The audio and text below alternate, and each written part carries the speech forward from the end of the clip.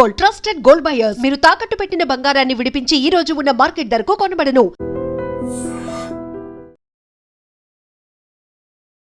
కెనడాలో భారత సంతతికి చెందినటువంటి ఒక మహిళని అత్యంత దారుణంగా హత్య చేసిన సందర్భం ఈ మధ్య కాలంలో చాలా పెద్ద ఎత్తున వేరే దేశాల్లో కూడా ఇట్లా భారత సంతతికి సంబంధించిన వ్యక్తులు చనిపోవడం ఇప్పుడు ఆందోళన కలిగిస్తోంది.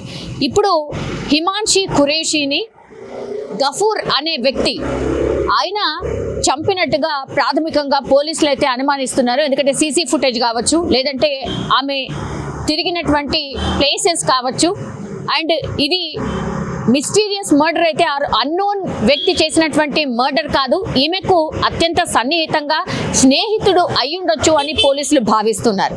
దీనికి కారణం ఏంటి అంటే అక్కడ జరిగినటువంటి అక్కడ దొరికినటువంటి అన్ని ఎవిడెన్సెస్ చూసినా, ఆమె మొబైల్ చెక్ చేసినా సరే సన్నిహితుడు అయినటువంటి వ్యక్తే ఈ హత్యకు పాల్పడి ఉంటాడని భావిస్తున్నారు. ఆ తర్వాత ఆయనకి కాల్ చేసే ప్రయత్నం ఈ పోలీసులు చేసినప్పటికీ కూడా ఆయన ఫోన్ స్విచ్ ఆఫ్ రావడం, ఆ తర్వాత ఇప్పుడు హత్య ఆయన్నే చేసి ఉంటాడు. నిందితుడు పేరు వచ్చేసి అబ్దుల్ గఫూరీ, ఈయన 32 సంవత్సరాలు. సో ఈమెని హత్య చేసి ఉంటాడని భావిస్తున్నారు. ఎందుకంటే ఆ తర్వాత నుంచి ఆయన ఫోన్ స్విచ్ ఆఫ్ రావడం, అనుమానం ఈయన మీదనే ఉండడం, అక్కడ హత్య జరిగినటువంటి తీరు ఆమెని అత్యంత కిరాతకంగా పొడిచి చంపేసినటువంటి సిచ్యువేషన్ అయితే కనిపిస్తోంది. ఇందులో భాగంగా సీన్ ఆఫ్ అఫెన్స్లో దొరికినటువంటి అన్ని ఎవిడెన్సెస్ని కలెక్ట్ చేసుకున్న తర్వాత నిందితుడు ఇతడే అయ్యుంటాడు అని పోలీసులు భావిస్తున్నారు. ఇప్పుడు ఆయన కోసం గాలింపు చర్యలకు దిగినటువంటి పరిస్థితి. ఇది 19వ తారీఖున జరిగింది. కానీ ఆమె హత్య జరిగినట్టుగా ఒక పోలీస్ కంప్లైంట్ ఫైల్ అయిన తర్వాత, సర్చ్ ఆపరేషన్ చేసిన తర్వాత ఆమె ఆనవాళ్ళు అనుకోండి, ఆమె టొరంటోలో వీళ్ళు ఉండేది, బట్ ఈమె డెడ్ బాడీ మాత్రం ఇంకో ప్లేస్లో దొరికింది.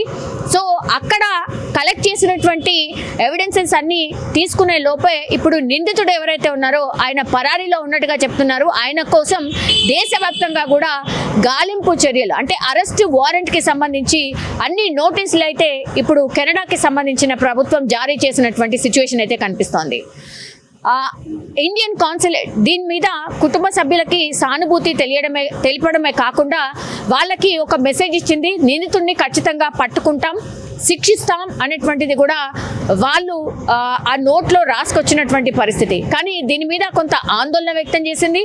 అట్లాగే ఇప్పటి వరకు కెనడాలో ఇట్లాంటి హత్యలు 40 వరకు జరిగాయి ఈ సంవత్సరంలో. సో ఇది కొంత ఆందోళన కలిగిస్తోంది అన్నటువంటి అంశాన్ని కూడా అక్కడ అధికారులు కూడా చెప్తున్నటువంటి సిచ్యువేషన్. ఇప్పుడు సీరియస్లీ ఇప్పుడు ఈ నిందితుడి కోసం అయితే పోలీసులు గాలిస్తున్న పరిస్థితి కనిపిస్తోంది. కానీ ఎవరైనా సరే ఇండియన్ సంతతికి చెందినటువంటి ఎవరైనా సరే చనిపోయినప్పుడు పెద్ద ఎత్తున ఆందోళన అయితే వ్యక్తం అవుతోంది. ఎందుకంటే అక్కడ చదువుకోవడానికో లేకపోతే జీవితంలో స్థిరపడడానికో మన వాళ్ళు అందరినీ ఇబ్బంది అయినా సరే తట్టుకొని వేరే దేశంలో వెళ్ళి కొంత సెటిల్ అయి రావచ్చు అన్నటువంటి ఉద్దేశంతో వెళ్తే తీరా చూస్తే శవం ఇంటికి వస్తున్నటువంటి సిచ్యువేషన్ ఇది ఆందోళన కలిగిస్తోంది.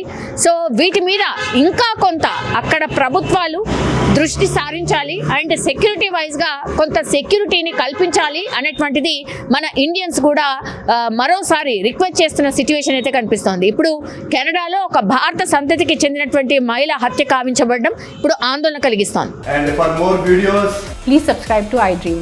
Please subscribe to iDream. Please subscribe iDream. And please subscribe to iDream. For more videos, subscribe to iDream. please like, share and subscribe to the channel. Congratulations, iDream. Subscribe to iDream. Subscribe to iDream. So subscribe to iDream Media. iDream ki iDream team andarki huge congratulations. Please subscribe iDream Media. Please subscribe to iDream. Subscribe iDream. Please subscribe to iDream. iDream అంటే నా కళల ఛానల్ను subscribe చేసుకున్న నోరు తిరుగుతలేదు, మీరైతే గంట గుర్తు కొట్టండి. For more such videos, please subscribe to iDream.